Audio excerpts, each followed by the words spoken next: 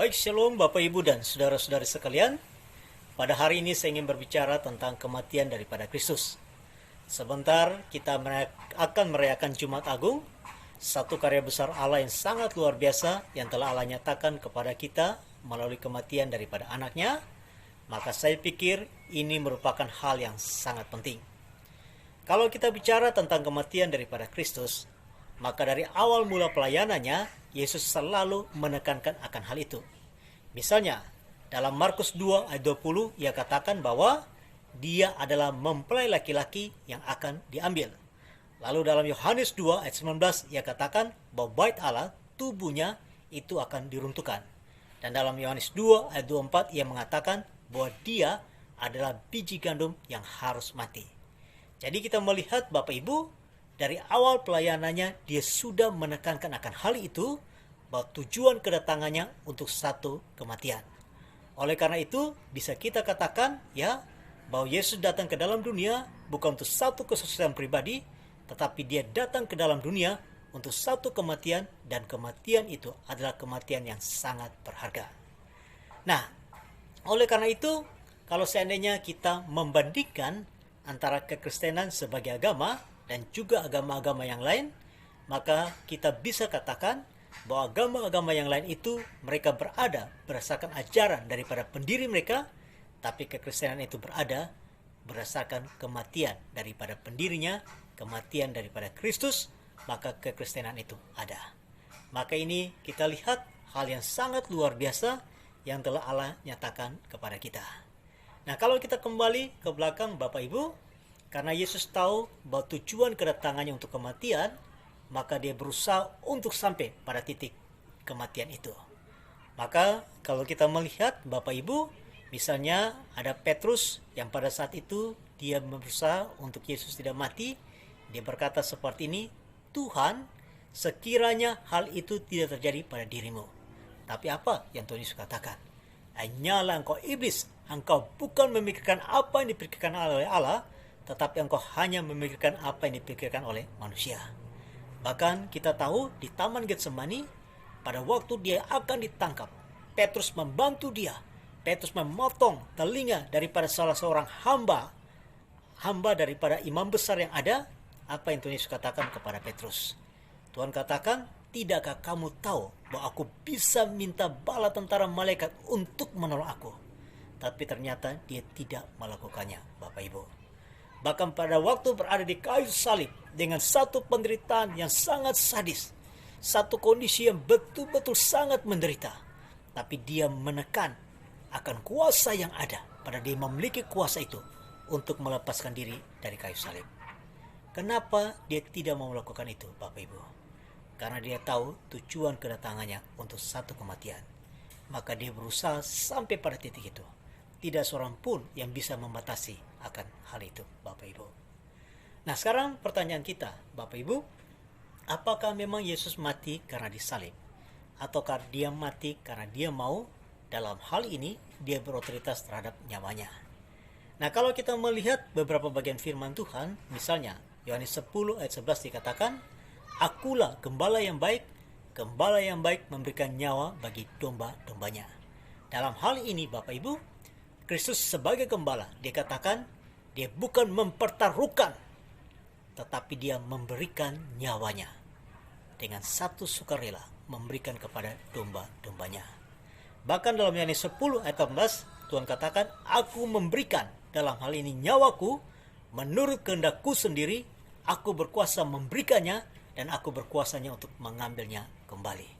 Berarti dia punya kuasa, punya otoritas terhadap nyawanya. Dia berkuasa untuk memberikan dan dia berkuasa untuk mengambilnya kembali.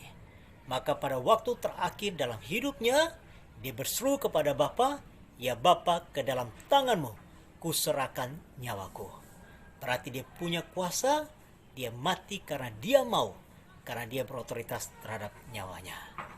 Nah, tetapi pertanyaan selanjutnya Bapak Ibu, kalau Yesus berotoritas, kenapa dia memilih kematian itu melalui salib? Kita tahu Bapak Ibu bahwa salib pada saat itu merupakan satu bentuk hukuman yang sangat sadis, yang sangat brutal terhadap seseorang dan melalui salib adanya satu penumpahan darah yang ada. Karena kalau kita kembali pada perjanjian lama, kita melihat bahwa namanya penebusan itu harus ada penumpahan darah. Pada waktu Adam dan Hawa jatuh dalam dosa, maka Tuhan membunuh binatang yang ada, darahnya dicurahkan, dan kulit daripada binatang itulah yang dipakai sebagai pakaian daripada Adam dan Hawa. Maka Ibrani mengatakan kepada kita, tanpa penumpahan darah tidak ada pengampunan dosa. Dan itu yang sangat kelihatan dalam perjanjian lama, di mana pada waktu orang datang membawa korban untuk pengampunan dosa, maka binatang entah itu apa saja, darahnya harus dicurahkan oleh para imam yang ada untuk adanya satu pengampunan atau penebusan dosa. Maka inilah yang kita lihat, maka salib itu membuat darah itu tercurah. Salib itulah, walaupun darah itu tercurah melalui salib, tetapi itulah yang dipilih oleh Allah.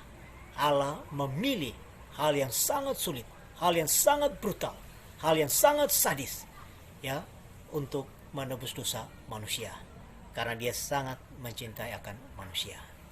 Oleh karena itu, Bapak, Ibu, dan saudara-saudara, bisa kita katakan bahwa kematian Kristus itu bukan karena kehebatan Yudas. Kematian Kristus itu bukan karena kekuasaan daripada Pilatus, tapi kematian itu merupakan satu keputusan yang tegas, satu pilihan yang bisa diambilnya ketika dia dapat menolak. Kenapa dia mau melakukan akan hal itu, Bapak Ibu? Karena dia sangat mencintai akan saudara dan saya. Dia sangat mengasihi akan kita, maka dia mau melakukan akan hal itu. Oleh karena itu, Bapak Ibu, bagi orang yang tidak percaya kepada Kristus, misalnya itu saudara kita, kawan kita, keluarga kita, maka katakanlah kepadanya, kalau dia tidak percaya pada Kristus, maka pada waktu dia mati, dia mengalami kematian, terlepas secara fisik, mati secara fisik, dan juga mengalami kematian yang kekal. Tetapi bagi kita yang sudah percaya, karena Yesus sudah menumpahkan darahnya kepada kita, Yesus sudah menebus dosa kita, maka pada waktu kita mati, kita hanya mati secara fisik, dan itu bukan lagi merupakan hukuman terhadap dosa, tapi merupakan jalan untuk kita bertemu dengan Allah. Maka ini hal yang sangat luar biasa, ini hal yang sangat sukacita, satu jaminan yang telah Allah nyatakan kepada kita, karena kita akan bertemu dengan Dia dalam kematian itu. Oleh karena itu, Paulus katakan, bagiku hidup adalah Kristus, mati adalah satu keuntungan, karena bertemu dengan Bapa. Tetapi kalau seandainya Tuhan berikan kesempatan untuk hidup, maka hiduplah untuk Kristus. Hiduplah untuk Tuhan. Berikanlah satu karya besar yang ada. Berikanlah satu karya untuk Tuhan yang terhebat dalam melalui diri kita. Karena kita sadar Allah pun sudah melakukan satu karya yang sangat luar biasa bagi kita. Maka inilah yang harus kita lakukan. Karena pada waktu Tuhan berikan kesempatan membatasi hidup kita, maka pada saat itulah kita berjumpa dengan Tuhan itu sendiri. Hanya ini yang bisa saya bagikan. Terima kasih. Tuhan memberkati akan kita semua. Shalom.